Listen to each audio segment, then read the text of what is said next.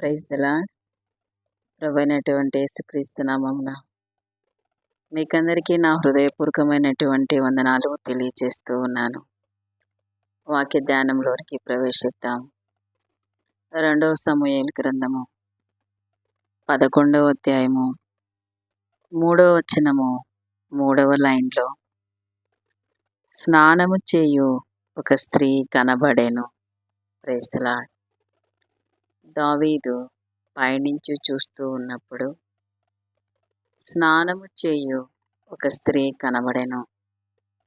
దావీదు అనగా పేరుకు అర్థం ప్రియుడు. ప్రియుడు అనగా ప్రభువుతో జతపరచబడినటువంటి ప్రార్థనా యోధుడు. ఇటువంటి ప్రార్థనా యోధుడు ప్రభువుతో పరవశమై పైనుంచి చూస్తూ ఉన్నప్పుడు స్నానము చేయు ఒక స్త్రీ కనబడెను. స్నానము చేయాలి అంటే వాక్యం అనేటువంటి నీటిని నిల్వ ఉంచుకున్నటువంటి ప్రార్థనా పరురాలిగా దేవుని సన్నిధిలో తను కనబడుతూ ఉంది. వాక్యం అనేటువంటి నీటిని నిల్వ ఉంచుకొని ప్రార్థన చేయాలి అంటే విశ్వాసులమైనటువంటి మనము ఆ నీరును సంపాదించుకోవడానికి సజీవమైనటువంటి బావి దగ్గరికి ప్రవేశించాలి. అందుకని ఆదికాండము 24వ అధ్యాయంలో ఆ ఊరి పిల్లలు ఊరి బయట ఉన్నటువంటి బావి దగ్గరికి వాక్యం అనేటువంటి నీటిని చేదుకోవడానికి బయలుదేరి వెళుతూ ఉన్నారు. అక్కడే రిబ్కా కూడా కనబడుతూ ఉంది. సజీవమైనటువంటి బావి దగ్గర రిబ్కా యొక్క ఆత్మీయ జీవితాన్ని పరిశుద్ధాత్మదేవుడు ఏ రీతిగా సంబోధిస్తూ ఉన్నాడు అంటే, సజీవమైనటువంటి బావి దగ్గర రిబ్కా నిలవబడుకొని ఉన్నప్పుడు ఆ చిన్నది మిక్కిలి చక్కనిది, ఆమె కన్యక, ఏ పురుషుడును ఆమెను కూడలేదు. సజీవమైనటువంటి బావి దగ్గరికి నిన్ను నన్ను ప్రవేశింపచేసినాడు. వాక్యం అనేటువంటి నీటిని సంపాదించుకోవాలి అంటే సజీవమైనటువంటి బావి దగ్గర మన యొక్క ఆత్మీయ జీవితము 30ంతలుగా 60ంతలుగా 100ంతలుగా ప్రభు సన్నిధిలో కనపడాలి. ఆ 30ంతలైనటువంటి ఆత్మీయ జీవితమే చక్కనిది, 60ంతలైనటువంటి ఆత్మీయ జీవితమే కన్యక, 100ంతలైనటువంటి ఆత్మీయ జీవితమే స్త్రీ.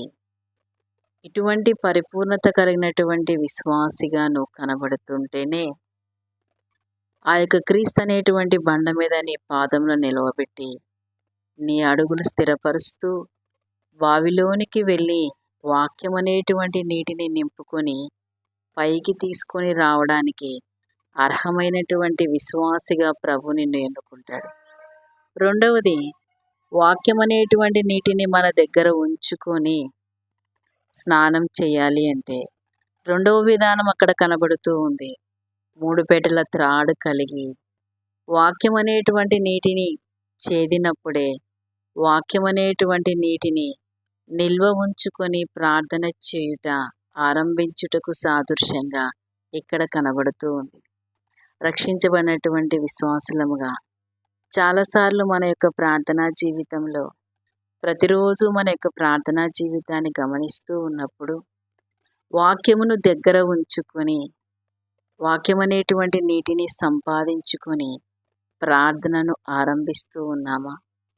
ఆ నీటిని సంపాదించుకోవడానికి సజీవమైనటువంటి బావి దగ్గర 100ంతలైనటువంటి ఆత్మీయ జీవితంలో కనపడుతూ బావిలోనికి దిగిపోయి కుండను నీటితో నింపుకొని ఎక్కి వచ్చి నీటిని కలిగి ప్రార్థన చేసేటువంటి విశ్వాసులముగా మనం కనబడుతూ ఉన్నామా?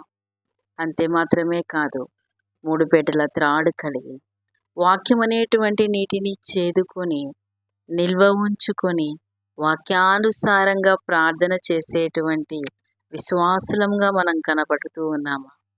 మన యొక్క ప్రార్థనను ఆరంభించక మునుపు మన దగ్గర నీరు కనబడుతూ ఉందా? ఆ నీరు మన దగ్గర కనబడుతూ ఉన్నప్పుడే ఆ వాక్యం అనేటువంటి అద్దములో మన యొక్క నిజస్వరూపాన్ని మనం చూచుకున్నప్పుడు ఎక్కడ అపవిత్రత కనబడుతూ ఉంది, ఎక్కడ అపరిశుద్ధత కనబడుతూ ఉందో మనము ఆ వాక్యం అనేటువంటి అద్దంలో నిదానించి చూచుకొనగలం.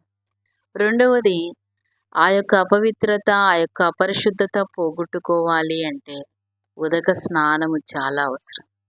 ఆ ఉదక స్నానము చేయడానికి, అపరిశుద్ధతను, అపవిత్రతను పోగొట్టుకోవడానికి వాక్యానుసారమైనటువంటి ప్రార్థన చేయటమే వాక్యముతో ఉదక స్నానము చేయడం. అట్టి ప్రార్థనా జీవితం కలిగినటువంటి విశ్వాసిగా ఇక్కడ బెత్షెబా కనబడుతూ ఉంది. అంతే మాత్రమే కాదు, అటువంటి నీరుని సంపాదించి ఇక్కడ ఉదక స్నానం చేస్తూ ఉంది వాక్యం అనేటువంటి నీటి చేత. అందుకనే పరిశుద్ధాత్మ దేవుడు స్త్రీ అని మొట్టమొదటిగా సంబోధించాడు. స్త్రీ అంటే నూరంతలైనటువంటి ప్రార్థనా జీవితం, ప్రభు పాదముల దగ్గర కనపడేటువంటి ప్రార్థనా జీవితం. రెండవ మాట అంటున్నాడు, సౌందర్యవతి అనగా కలంకము లేనటువంటి పరిశుద్ధురాలు, అరికాల నుంచి నడినెత్తి వరకు అపవిత్రత లేనటువంటి, అపరిశుద్ధత లేనటువంటి ప్రార్థనా పరురాలిగా కనబడుతుంది. రక్షించబడినటువంటి విశ్వాసులముగా ఇటువంటి ప్రార్థనా జీవితమును చేయుటకు ప్రభు సన్నిధిలో మన యొక్క ఆత్మను ప్రతిదినము సిద్ధపరచుకోవడానికి సజీవమైనటువంటి బావి దగ్గరికి వెళ్ళి వాక్యం అనేటువంటి నీటిని సంపాదించి మన యొక్క ప్రార్థనా జీవితంలో ప్రతి దినము ఈ రీతిగా ఉదక స్నానం చేస్తూ ప్రభు దృష్టికి సౌందర్యవంతులముగా, ప్రభు దృష్టికి స్త్రీలముగా కనబడుటకు ప్రభు మనల్ని సిద్ధపరిచి నడిపించునుగాక. Praise the lord.